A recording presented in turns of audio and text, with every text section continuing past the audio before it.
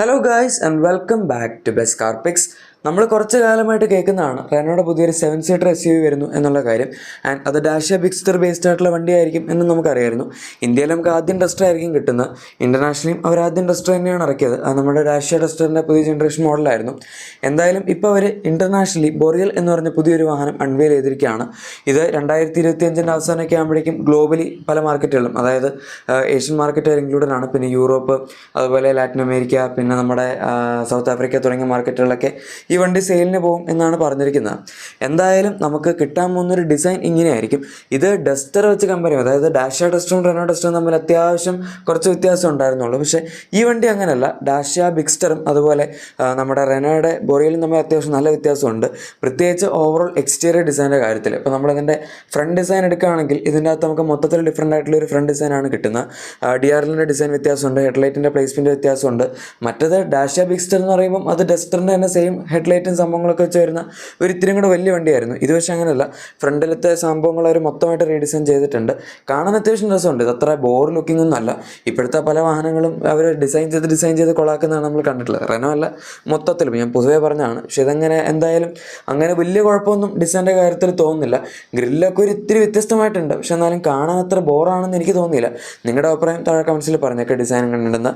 ഏതായാലും സൈഡിലേക്ക് വരികയാണെങ്കിൽ നമുക്ക് ഇതിനകത്ത് 19 ഇഞ്ച് അലോയ് വീൽസ് ആണ് കിട്ടുന്നത്. പിന്നെ നമ്മൾ ഡസ്റ്ററിൻ്റെ കേസിൽ കണ്ടതുപോലെ ഇതിൻ്റെ ബാക്കിലത്തെ ഡോർ ഹാൻഡിലും C-പില്ലർ മോഡലായിട്ടാണ് കിട്ടുന്നത്.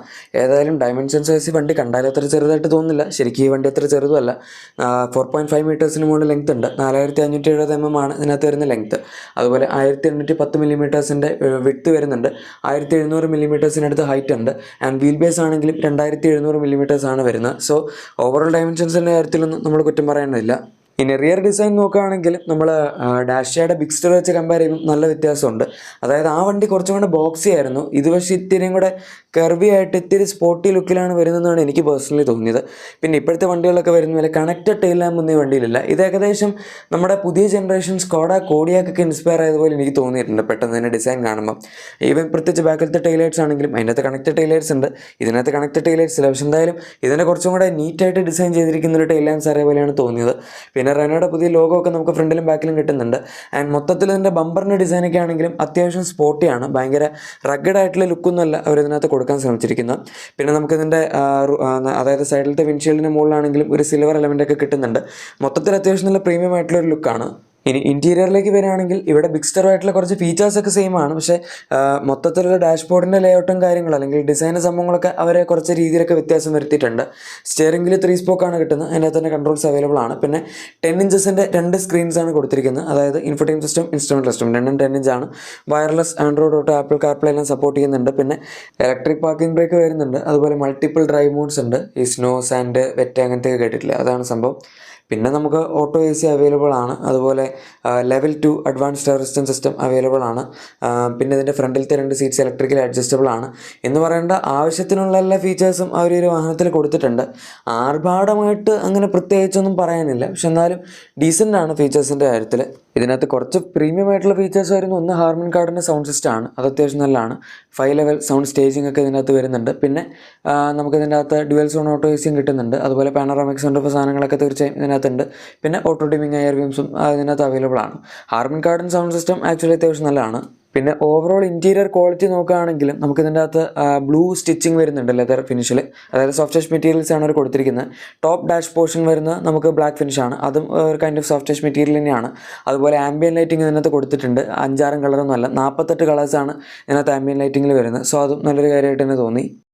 പിന്നെ സീറ്റ്സ് ഇവർ ഇതിനകത്തൊരു ബ്ലാക്ക് ഫിനിഷിലാണ് കൊടുത്തിരിക്കുന്നത്. ബ്ലാക്ക് വിത്ത് നമുക്ക് ഒരു വ്യത്യസ്തമായിട്ടുള്ള സ്റ്റിച്ചിങ് ഫിനിഷൊക്കെ വരുന്നുണ്ട്. അതുപോലെ നമ്മൾ ഇരിക്കുന്ന സ്ഥലത്ത് കുറച്ച് ഡിഫറൻ്റ് ആയിട്ടുള്ള പാറ്റേൺസും കൊടുത്തിട്ടുണ്ട്. സീറ്റ്സ് കാണുമ്പോൾ അത്യാവശ്യം കംഫർട്ടബിൾ ആണ്. പിന്നെ അഡ്ജസ്റ്റബിൾ ഹെഡ് റെസ്റ്റുകളൊക്കെ അവർ കൊടുത്തിട്ടുണ്ട്. ബൈ ദ വേ ഇവർ ഗ്ലോബലി ഇറക്കിയിരിക്കുന്ന ബൊറിയൽ എന്ന് പറയുന്ന ഒരു 5 സീറ്റർ SUV ആണ്. അതായത് ഡാഷ്യ ബിഗ്സ്റ്ററും 5 സീറ്റർ ആയിരുന്നു, ഈ വണ്ടി 5 സീറ്റർ തന്നെയാണ്. പക്ഷേ നമുക്ക് ഇന്ത്യയിൽ കിട്ടാൻ പോകുന്നത് 7 സീറ്റർ ആയിട്ടായിരിക്കും. കാരണം അല്ലാതെ അവർ ഇപ്പോൾ ഇന്ത്യയിൽ ഇറക്കിയിട്ട് പ്രത്യേകിച്ച് ഗുണമൊന്നുമില്ല.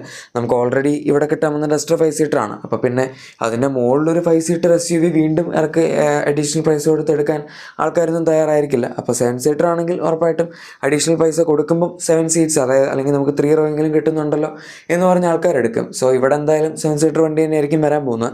അത് റെനോ ഇതിന് മുന്നേ കൺഫേം ചെയ്തിട്ടുണ്ട്.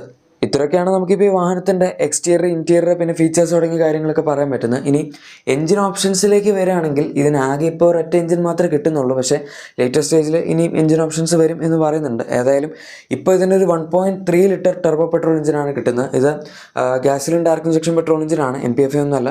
അത്യാവശ്യം നല്ല ടെക്നോളജിയാണ്. പിന്നെ കുഴപ്പമില്ല, 1.3 ലിറ്റർ ആണെന്ന് പറയുമ്പോൾ ചിലപ്പം നിങ്ങൾക്ക് അയ്യോ ഇത് അണ്ടർ പവർഡ് ആയിരിക്കുമോ എന്നുള്ളൊരു ഫീൽ വരും. പക്ഷേ അത്ര അണ്ടർ പവർഡൊന്നും അല്ല. ടെർബോ ചാർജ് ആയതുകൊണ്ട് തന്നെ ഈ വണ്ടി 2 ഫോമാറ്റിലാണ് വരുന്നത്. ഫ്ലെക്സ് ഫ്യൂൽ അവൈലബിൾ ആണ്, അതുപോലെ നോർമൽ പെട്രോളും വരുന്നുണ്ട്. ഫ്ലെക്സ് ഫ്യൂൽ ആണെങ്കിൽ മാക്സിമം 164 bhp വരെ പവർ പോകുന്നുണ്ട്.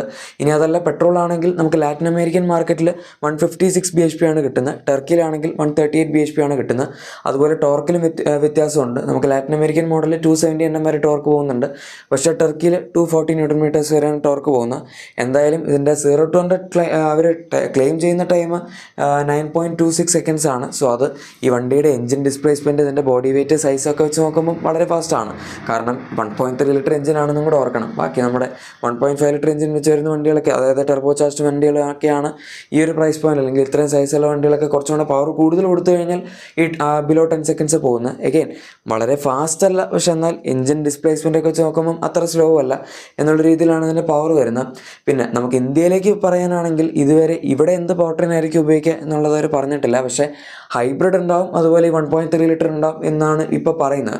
ഡസ്റ്ററിൽ എന്തായാലും സ്റ്റാർട്ടിംഗ് മോഡൽ നമ്മുടെ മാഗ്നൈറ്റിലും കൈഗറിലൊക്കെ വരുന്ന ആ 1 ലിറ്റർ ടർബോ പെട്രോൾ കൊടുക്കും എന്ന് പറയുന്നുണ്ട്. പിന്നെ അതിൻ്റെ മുകളിലായിട്ട് നമുക്കിപ്പോൾ ക്രെറ്റയിലും സെൽറ്റോസിലൊക്കെ കിട്ടുന്ന, അല്ലെങ്കിൽ ക്രെറ്റ, ടൈഗൺ അങ്ങനത്തെ വണ്ടികളൊക്കെ ടെർബോ പെട്രോളിൻ്റെ ഓപ്ഷൻ കുറച്ചുകൊണ്ട് ഹയർ സ്പെക് മോഡൽ കിട്ടുന്നുണ്ടല്ലോ.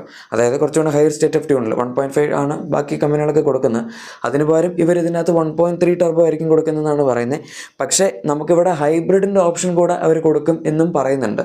സോ അത് ഒരു നല്ല തീരുമാനമാണ്. കാരണം ഹൈബ്രിഡ് കൊടുത്തില്ലെങ്കിൽ ഇവർക്ക് ജസ്റ്റ് പെട്രോൾ അതുപോലെ ടെർബോ പെട്രോൾ വെച്ച് മാത്രം ഒന്നും അവിടെ പിടിച്ചു വെക്കാൻ പറ്റില്ല. കാരണം ഹൈബ്രിഡ് മാത്രം കൊടുത്താൽ എന്തെങ്കിലും ഒരു യൂണീക്നെസ് ഉണ്ടാവുള്ളൂ. കാരണം ബാക്കിക്ക് ഇപ്പോൾ എല്ലാവരും കൊടുക്കുന്നതാണ് ഹൈബ്രിഡ്. പക്ഷേ ഇനിയിപ്പോൾ ഒരുപാട് കമ്പനികൾ ഇൻവെസ്റ്റ് ചെയ്യുന്നുണ്ട് എങ്കിൽ പോലും നിലവിലാകെ ടൊയോട്ടയും മാരുതി സുസുക്കിയും മാത്രമാണ് ഗ്രാൻഡ് വിറ്റാരിലും ഹൈറൈഡിലും സ്ട്രോങ് ഹൈബ്രിഡ് നമുക്ക് അത്യാവശ്യം അഫോർഡബിൾ ഇൻ ദ സെൻസ് ഒരു 18 lakhs to 23 lakhs അല്ലെങ്കിൽ 24 lakhs ആ ഒരു പ്രൈസ് റേഞ്ചിനുള്ളിൽ കൊടുക്കുന്നത്. ബാക്കിയൊക്കെ ടൊയോട്ടയുടെ കുറച്ച് എക്സ്പെൻസീവ് വണ്ടികളാണ്. ഈ ക്യാമറി, ഹൈക്രോസ്, പിന്നെ വെൽഫെയർ അങ്ങനത്തെ വണ്ടികളൊക്കെയാണ് പിന്നെ നമുക്ക് മര്യാദയ്ക്കുള്ള ഹൈബ്രിഡ് പവർ ട്രെയിൻ കിട്ടുന്നത്. ഇവരിനിപ്പോൾ ഡസ്റ്ററിലും അതുപോലെ ഈ വണ്ടിയിലും ഹൈബ്രിഡ് കൊടുക്കുകയാണെങ്കിൽ നല്ല കോമ്പറ്റീഷൻ ആയിരിക്കും. ഏതായാലും ഹ്യുണ്ടായി, അതുപോലെ മഹീന്ദ്ര, പിന്നെ ഫോക്സ് വാഗൻ തുടങ്ങിയ മിക്ക കമ്പനികളും ഇനിയിപ്പോൾ ഹൈബ്രിഡിലേക്ക് ഇൻവെസ്റ്റ് ചെയ്ത് തുടങ്ങിയിട്ടുണ്ട്. സോ അടുത്തൊരു 2-3 വർഷത്തിനുള്ളിൽ ഇവരുടെയും ഹൈബ്രിഡ് വാഹനങ്ങൾ നമുക്ക് കാണാൻ സാധിക്കും. ഏതായാലും 2026 അവർ ഡസ്റ്ററിൻ്റെ പുതിയ ജനറേഷൻ മോഡലിൽ ലോഞ്ച് പറഞ്ഞിരിക്കുന്നത്. 26 അവസാനമൊക്കെ ആകുമ്പോഴേക്കും അതിൻ്റെ 7 സീറ്ററായി ഈ വണ്ടിയുടെയും ലോഞ്ച് ഉണ്ടാകും എന്ന് നമുക്ക് പ്രതീക്ഷിക്കാം.